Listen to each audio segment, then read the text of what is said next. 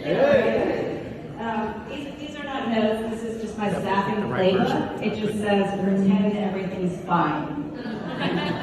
So welcome to the Staffing Sales Summit, the only event exclusively for staffing sales. We've got some amazing speakers, and then of course, let's give a hand to the legend himself, Dan Warren.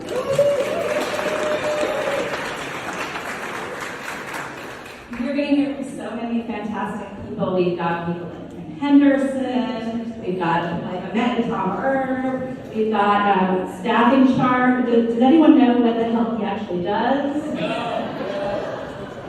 Okay, good. But he has fun doing it. So, okay, so now that we're all in this room, I want to tell you this is actually why you're here. This is actually an intervention from people who make bad career choices. I'm going to go first. Okay. Hi, I'm Diane, and I'm addicted to messaging people who don't want to talk to me. So, staffing sales is like a toxic relationship. It's exhausting, it's frustrating, it makes you question all your life choices, and yet we still keep coming back. I tried to, like Dan mentioned, I left for a little while. I started sleeping through the night, and then I got that call. Hey, Diane, do you got any of those project managers? Just like that, just like a bad sequel that nobody asked for. I was not. You know why? Because staffing sales is like an emotionally unavailable boyfriend. Ignores you for weeks, makes you do all the work, won't commit, and the second you try to leave, it wants you back. Hey, you up? We just opened a new rack. Okay, so let's talk about clients. Clients totally gaslight us. Clients gaslight us more than your narcissistic ex. We need someone immediately. We're drowning. We're desperate. Okay, so you get your team and you move heaven and earth. And one of your recruiters finds the guy. And you send him over and you're like, I am a staffing god. Okay, then a few days later, it's all, yeah, I'm thinking about it. What do you mean thinking about it? What changed? Did your entire team rehaul overnight? Did your CEO read another leadership book?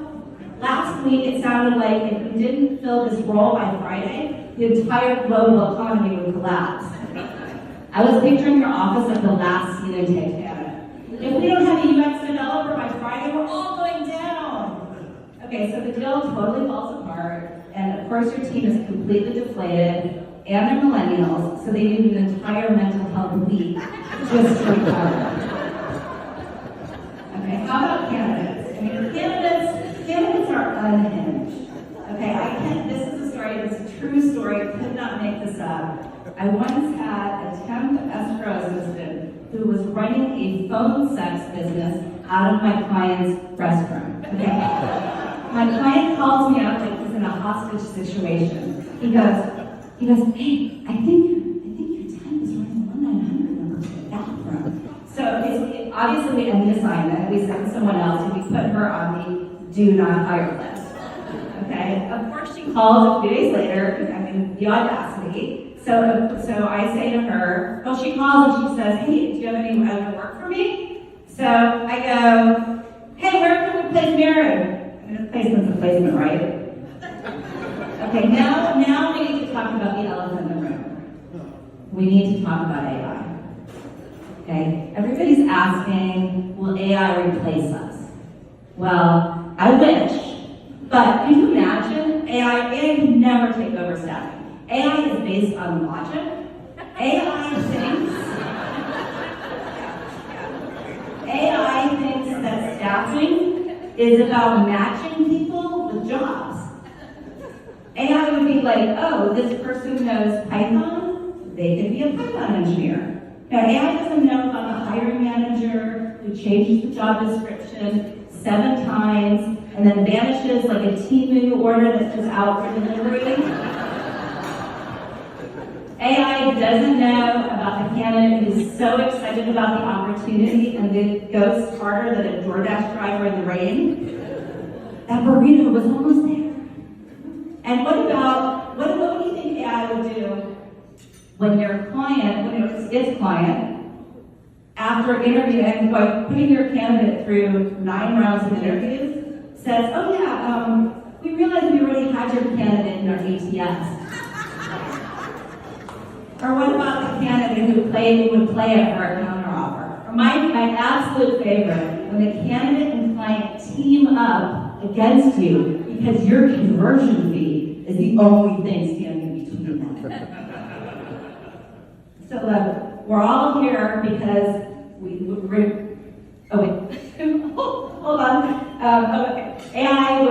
If AI took over staffing, it would completely implode. Okay, I mean, just imagine. It would be like, wherever the servers are, whatever, AI would be like this. AI would be like, rocket ship emoji. You're all crazy, I can't help you, I don't understand. Okay, and then it would just completely, wherever the servers are, it would completely implode. And then it would say, I can't help you, you're all lying, green check mark. So, staffing is crazy, it's chaotic, it's toxic, but we all keep coming back. Because when that client finally pays their invoice, when the candidate actually shows up, when we hear those words, we need 20 more people, we forget all about the pain. It's just like a home renovation project. It's chaotic, it's expensive. We wonder how we ever got ourselves into it, and then 3 months later, we're like, let's put in a pool. So, give yourselves a round of applause, because staffing sales is absurd, but we're all still here. Give yourselves a round of applause and crazy tail chasing staffing out.